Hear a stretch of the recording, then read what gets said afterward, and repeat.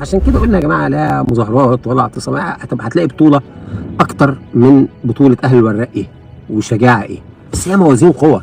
هيعملوا ايه؟ انت شجاع قوي قوي، هتعمل ايه لو انت لوحدك قصادك عربيه امن مركزي مدججه بالسلاح وانت اعزل؟ هيكون معاك ايه يعني؟ شومه حديده؟ يكون معاك ايه؟ ثوره المفاصل بتقول احنا البلد بتحكم عن طريق هذا النظام المجرم، عن طريق المؤسسات. احنا بنقول هذه المؤسسات لو الشعب نزل وانتشر في عدد كبير من هذه المؤسسات لن تفكر حتى الشرطه، لا باستطاعه جيش ولا شرطه ولا حد ان هو يقدر يحمي او يواجه الشعب في مرحله الانتشار. الحاجه الثانيه ان انتشارك في كل الاماكن دي فانت جنب بيوتهم، وساعتها بيوتهم بصفاتهم الوظيفيه، يعني ساعتها لو تم اعتداء من جيش او من شرطه على مواطن سلمي اعزل رايح يطالب بحقه، فانت كظابط شرطه او جيش او فرد شرطه او جيش في اي مكان فانت مدان او تقعد في بيتك.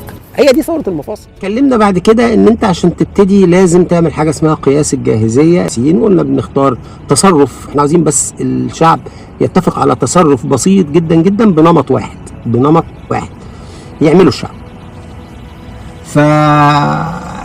قلنا ان شاء الله حتى ننزل في وقت معين تحت البيت ونطلع، ما تتكلمش في السياسه، ما تصرفش اي تصرف فيه خطوره عليك،